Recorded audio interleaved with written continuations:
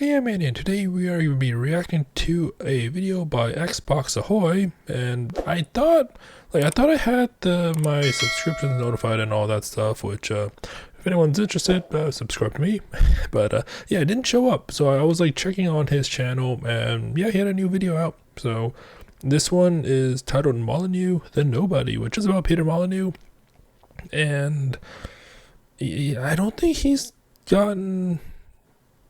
there hasn't been any good news about him lately that I've heard, but in the past I've liked Fable. I love Fable. There was a game called Black and White, which I really liked as well. It was you got to control this deity, and you get to raise a civilization or something like that. And that was pretty neat. I think I also have Black and White 2 as well, but I don't remember how that went, but yeah, I don't know what he's gonna talk about, but or why he's referred to as the Nobody, but I guess we're gonna learn. His videos are always very, very informational for the things I have no idea about. So yeah, let's just see what it is. Molyneux. Peter Molyneux was a nobody.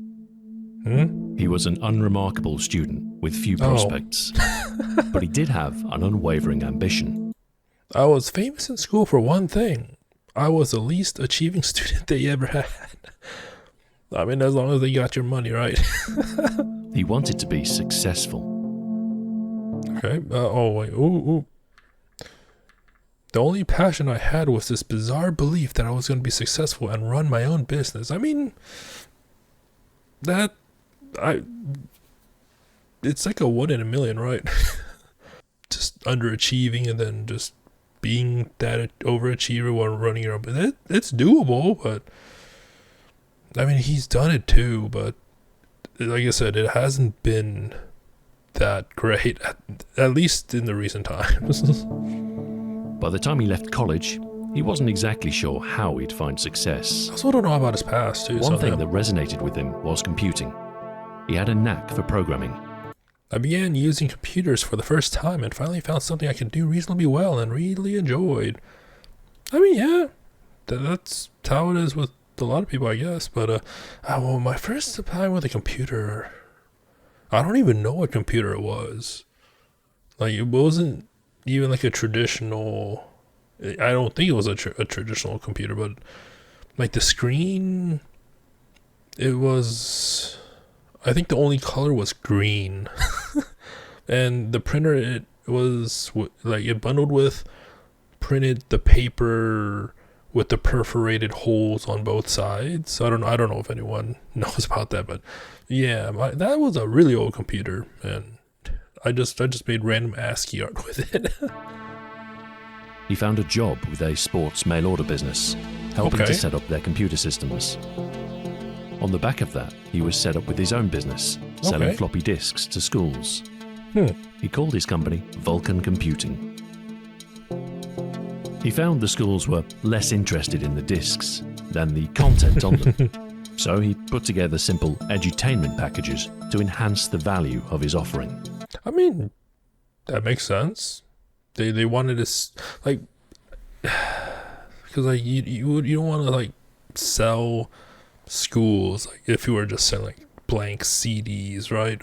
I think when I went out of school, CDs were a thing, but you would want to sell them what was on the CDs rather than just blank CDs. This was a limited market that didn't afford Peter the success he desired. Oh, it is very limited. He decided to target very a restrictive broader, too. General audience, taking out an advert in Acorn User in May 1984. His game was a business simulator called The Entrepreneur. He promoted it with a competition to win £100. So he started with a Gamba, basically, right? Isn't one of his not recent, but one of his latest stuff something similar to that as well?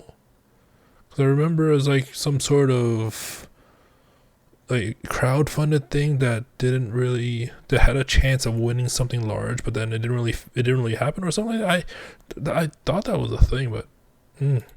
and braced himself to deal with the deluge of orders he was due to receive. Oh, how many He sold orders? 2 copies. Wait. Oh, 2.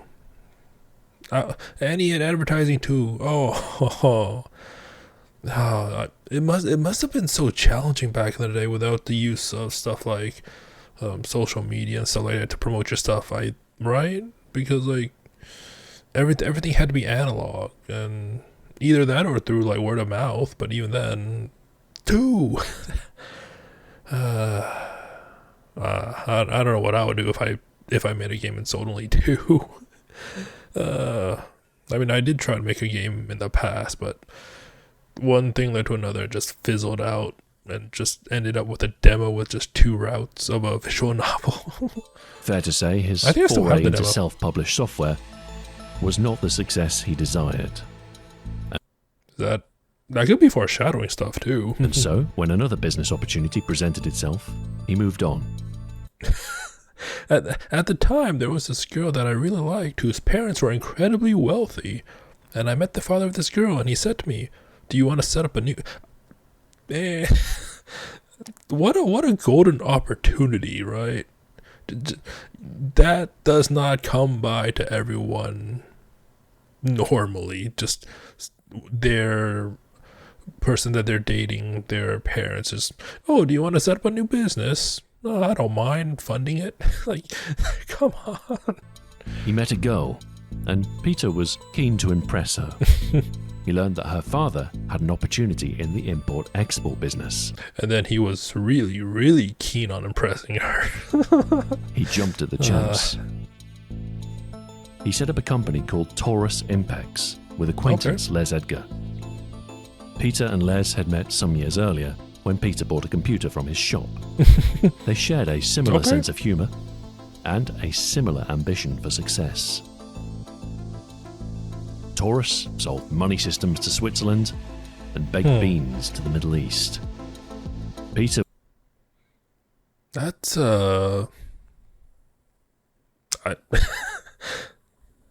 just seems like way too different of a business venture, right? Money systems to Switzerland and then baked beans to Middle East? I mean, I guess gotta make money then somewhere, somehow, right? Systems to Switzerland and baked beans It to just the Middle East. didn't really seem to Peter make was sense, but- earning just about enough to eat, but success had once again eluded him. He did have plans for Taurus. Peter wanted to break into the lucrative financial software field. He planned a suite of accounting, invoicing, and stock control programs. But these ideas didn't come to fruition. Fate threw a curveball in the form of a phone call from Commodore. Oh. They were about to release their new home computer. They were hoping to encourage software developers to support the new Amiga. Commodore offered 6 Amigas to Peter's company. Ooh. There was the implicit condition that Taurus would develop for the new machine. Okay. But Peter realized something was amiss. Taurus Impex was not an established software development company.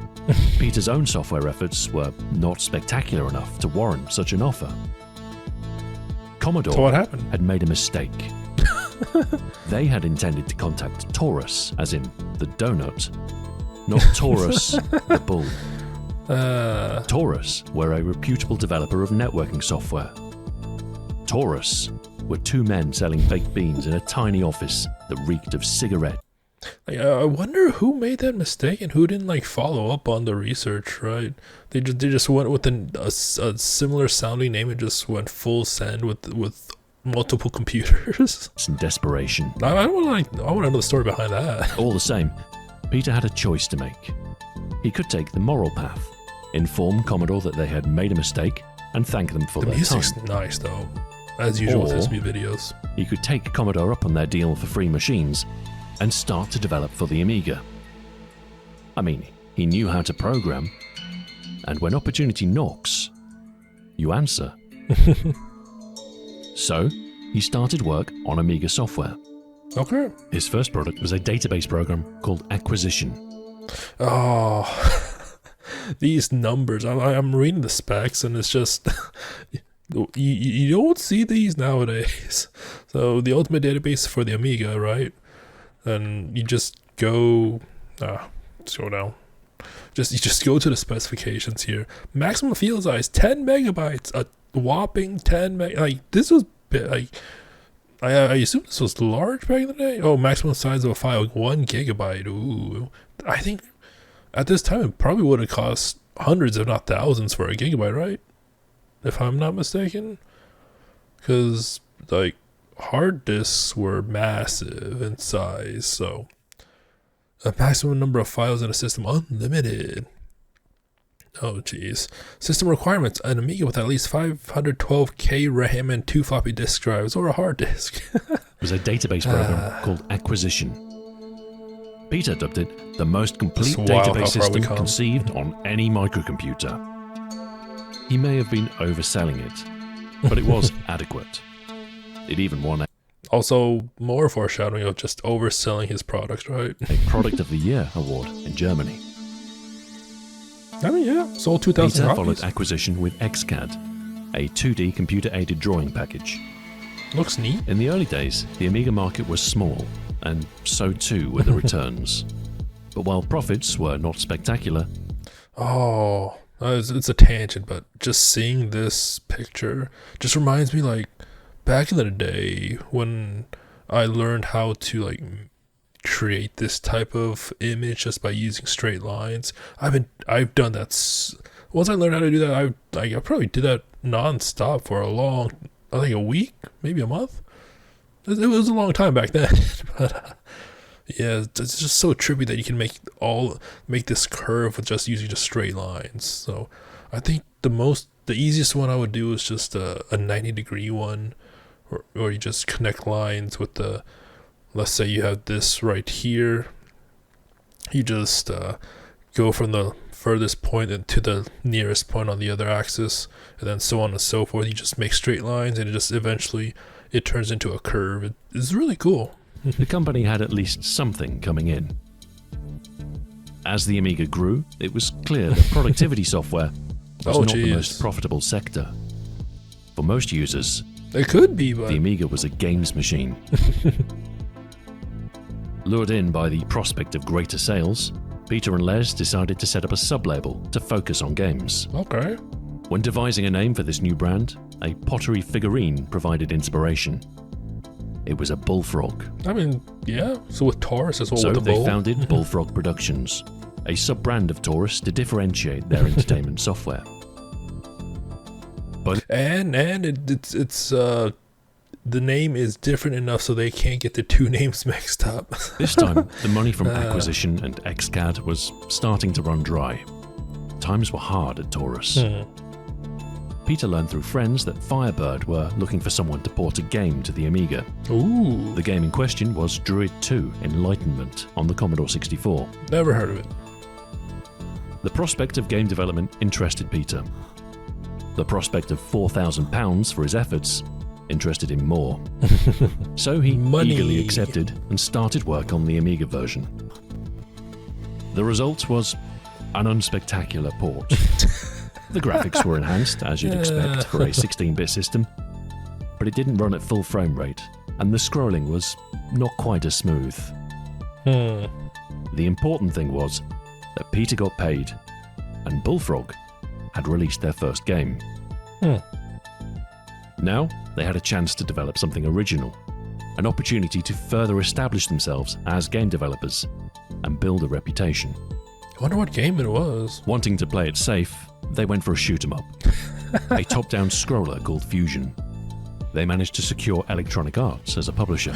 I feel like the history doesn't change with that, because I think one of the first types of games you get to make as like a tutorial, from what I've seen in like Unity and other game engines, is a top-down shooter game. You learn the programming, they give you like the assets, and they just you learn how to program, and that's basically your first game. It was a bland affair. Simple shooting with a questionable frame rate. It received middling scores in the magazines. Some were more generous, 75? tipping into the 80% range. Oh, 62. Both Druid 2 and Fusion brought in some money to the company, but finances were far from secure. They had taken on new staff and now had wages to pay. Ooh. Unless things improved, the outlook for Bullfrog was bleak. They discussed whether they should cut their losses and close the company. Imagine if there was like a Gordon Ramsay with kitchen nightmares. Imagine if there was like someone with that with like failing video game companies. It probably wouldn't be as entertaining. But Peter, ever hopeful, had an idea. Okay. He took inspiration from Virus, a game by David Braben. It featured a 3D landscape that you could fly over. Bullfrog's artist, cool. Glenn Corpus, had prototyped an isometric tiling system for landscapes. When Peter saw it, he saw the potential for a game. He imagined little people roaming over the terrain. He imagined the player shaping the landscape from a bird's eye view. It wasn't a complete idea. He had no clue about how the game would play or what the goal would be. But he was, nonetheless, That's like the inspired. scenes for black and white. The crystal of a concept was grown. The little people would settle into houses if they found a suitable place. You could direct your people with something called a papal magnet. Okay. They added an opposing tribe. More actions too, instead of simple terraforming, fueled by the cumulative strength of your followers, which they called mana. From a simple seed, the isometric terraforming experiment had transformed into something new. It pitted you versus a rival, had you flinging fire spells and volcanoes, all in effort to destroy your opponent and protect your own tribe. I mean, it sounds decent. This for was a god game. Black this and was white. the first god game. Oh, it was. Oh. This was Populous. Oh. I don't think I've heard of that. It was a radical departure from the safe world of shoot-'em-ups. Somehow they managed to convince Electronic Arts to take a chance on it. Because I mean, like, even like I played games when back on the Windows 98, 2000 era. I think even back in 95 as well. But yeah, there was so many. So I mean, sure, you have like the popular ones like Doom. You have like even like the, I guess, Half-Life as well when it released. But in the DOS era, there was like so many games that I never heard of it. For much of its development, Populous was a multiplayer-only game. Oh, that's probably why too. As deadlines passed by, they hurried to assemble a single-player mode with an AI to play against. The campaign was 500 procedurally generated worlds. Oh wow! With the campaign in place and the last-minute addition of an end screen, Populous was complete. Yeah, that's cool. The game was ready for release in June 1989. As review copies went out, a nervousness permeated the Bullfrog offices. Yeah, they haven't had a great track record. There was much riding on Populous's success. A dud could spell the end for the studio. Yeah. And the concept was pretty left field. But the fear was unfounded. Oh, the reviews were positive. Wow. Scores were in the 90% bracket. They liked it. And most important of all, the game sold well. The core concept of being a god and unleashing divine power was a compelling one. Bullfrog's first royalty check was for £13,000. Oh, the second was for £250,000. The game was selling very well indeed, and Bullfrog had an assured future. Populous went on to sell over 3 million copies. Jeez. It's regarded as one of the finest games of the era. What else was that in that time? So we got R-Type's pretty good. I know R-Type. I don't know about anyone. There was a rally game back then? Okay. There's Forgotten Worlds. I think it's the same one. No, I was thinking about the one I played on my gaming channel. That was Inner Worlds, not Forgotten Worlds. Never mind. Then we got New Zealand Story, RoboCop, Falcon Mission 1. Okay. Okay. It was a hit. Peter Molyneux had craved success for the longest time. It had taken many attempts and a string of failures. I mean, as long as you have the one, right? He had achieved his goal. He had a successful game, made a significant amount of money, and overnight, he was a darling of the press. Is his shoelace untied? That's like the first thing I noticed. It's like, is that a shoelace? He was the man behind Populous, after all, and a pioneer of the new God game genre. For the first time, he had a reputation, and it was a good one. Just gotta not let that ego just... But was Populous a fluke? Bullfrog had found success, but next was the unenviable task of a follow-up. Their next game was Flood, a platformer more in the arcade vein of Fusion. It released in June 1990. Free poster! It had some interesting ideas, particularly the fluid physics, Ooh, but it was far from revolutionary as Populous. The magazines were kind enough in their reviews, giving it 80% or so, but Flood failed to make much of an impact. In October came the more ambitious Powermonger. Powermonger, A strategy game that used the Populous engine. It was much more in line with the expectations of Bullfrog. It looks decent. Gone are the divine powers. Instead, you lean more on strategic command of an army. The goal is to seize control of a fractured world by military force, relaying commands to conquer. It looks very busy, compared well to Populous in reviews. It At wasn't least to the me. same runaway success and doesn't have quite the same legacy. It's But it is 95 seen though, as a that's pretty good. competent follow-up, and proof that the studio's success was not pure luck. In August 1990, Just like the verdict, let's turn this off. A stunning marriage of innovative graphics and original game.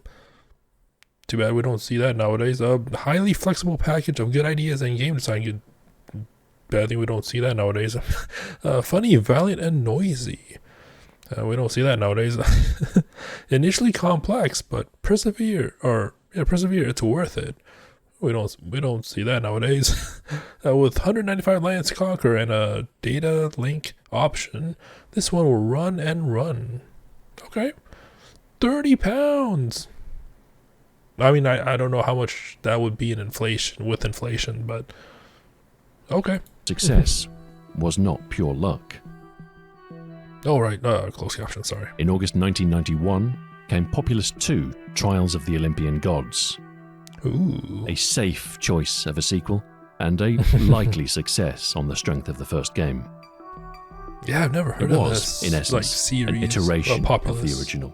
It had a little more polish, many more powers and abilities, and a few new features. It was a good game, an improvement over Populous, if not massively innovative. All the same, the magazines loved it, and the game turned out to be another hit. Bullfrog were on a roll. Okay. So now, Bullfrog were in a strong position and had a string of hits behind them. They could afford to be a little bolder in their direction. They had assembled a competent team with some very talented individuals on board. Peter remained the face of Bullfrog, though. He'd established good rapport with the computing magazines. He was more than happy to provide interview For and now. comment on a variety of topics. No doubt a few editors had him on speed dial, and he made a multitude of appearances in the press. At this point, he was a celebrity. People loved his games, and Peter seemed to love being in the limelight. Bullfrog's next game was first known as Bob, although this was a working title. It would release as Syndicate. Oh, It was a cyberpunk business simulator married to real-time strategy combat. The original gameplay idea was that you could indirectly control your cyborg agents. You could modulate their intelligence, strength, and perception levels, and by doing so, you could influence their behavior. Why does this remind me of Satellite Rain? Maybe it's the aesthetic, but yeah, it just reminds me of the... Or maybe Satellite Rain took inspiration from this game. I mean, I don't know. I played that years ago with some friends, and yeah, that game was pretty good. as they conducted their mission. As the game developed, they added direct control over your squad of cyborgs instead. The hands-on carnage was far too compelling to ignore. Syndicate was dark, often brutal, but usually rewarding. Its cyberpunk aesthetic was great, and the sandbox city approach felt liberating. It had frantic action with deeper strategy. I think. The unique amalgam of disparate elements was now a Bullfrog signature. Ooh, okay. They had another classic on their hands. So adrenaline pumping action mixed 34. Oh, so we were starting to see like prices start to go up. Adrenaline pumping action mixed with clever strategy to give a supremely polished and well thought out game, which is contradicting with here saying controlling the vehicles is a bit fiddly. Pure unashamed violence and incredible fun to play. Okay. Strong review scores, healthy 4 sales. discs. Business simulation. I just saw that 4 discs, but install size 1 megabyte. Scores, healthy sales. Business simulation is a recurring trend in Bullfrog's games. It goes all the way back to Peter's failed attempt at self-publishing The Entrepreneur. Things were different now, given that he had a strong team behind him and a reputation for great games. If Peter wanted to do a business simulation, he could. Oh, if and only. it would sell. If only it stayed like that, right? His next idea was Theme Park, which released in June 1994. It was a construction and management sim that gave you a plot of land and allotment of cash. Your job was to build a successful theme park, rake in the money, and reinvest profits. Then, developing new rides and expanding available attractions. It's all dressed up in bright colours and cutesy characters. A departure from the grittier, more realistic worlds Bullfrog had created before, but there remains a similar thrill in controlling the fates of the little people. Oversalting the fries to sell more drinks and other devious tricks. Theme Park was yet another success. Oh, okay. Review scores were positive, and the game went on to sell over 15 million copies. Jeez. It's fair to say that Theme Park has not aged well. It's like, I look at this review like uppers. For the ups, read the review. Most things about the game is great. Downers, nasty negotiation section, and a few, I am not going to say that word on YouTube, complaints too insignificant to waste space on here. Okay. Copies. I didn't even know that was a word. It's fair to say that Theme Park has not aged well compared to some of Bullfrog's other games. The 3D rendered graphics, once impressive, now look dated, and the interface is a little clunky. I mean, these types of graphics nowadays have that charm to it, right? Because, like, there's been a massive split. Or not a massive split, but there has been a split between these realistic looking games and then these low poly looking games where it's more focused on fun. Like like at the time it's recording, what was the game, like RV There Yet? With the RV, it's a co-op RV game. And then what was that mountain game called? The Peak? I think it was just called Peak. Like, it's not really focused on graphics, it's more like these types of graphics, really. The key issue with playing Theme Park today is the existence of Roller Coaster Tycoon. Roller Coaster Tycoon is out. The latter is a superior game on all fronts.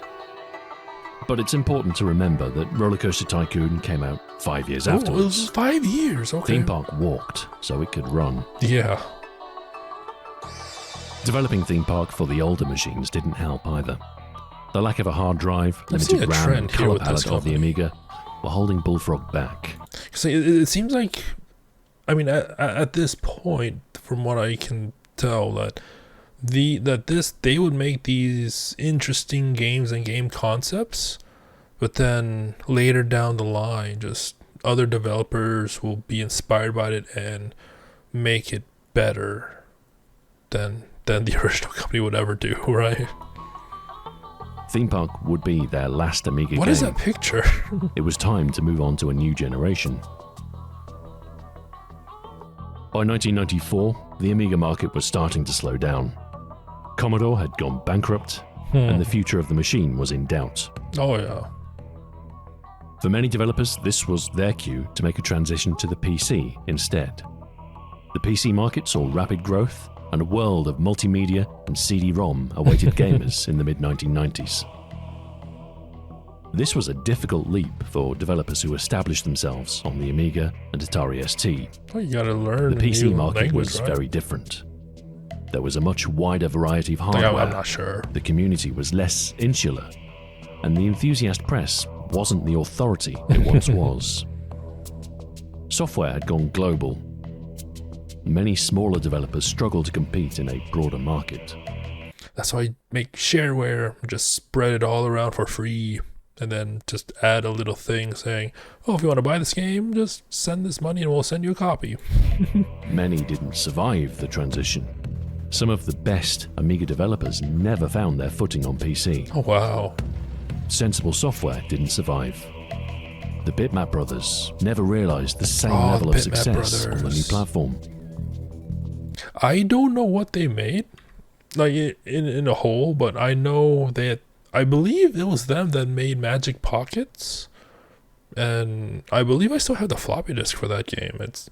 I think I lost the manual somewhere though, which is kind of I'll probably have to find one on like archive, but you need the manual because I think at the end of every level or after every set of levels, they will like ask you for a password, and if you had the manual you would know the password. But yeah, I guess it was like its form of DRM back in the day, alongside with like those fancy cardboard discs where you can align things together and make up and enter passwords that way.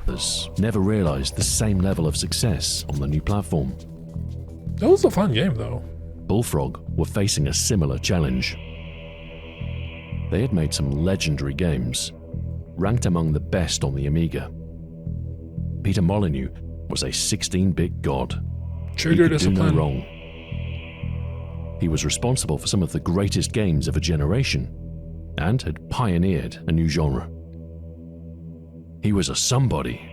He had a reputation. From a nobody to a somebody. But with the challenges looming ahead, everything was at stake.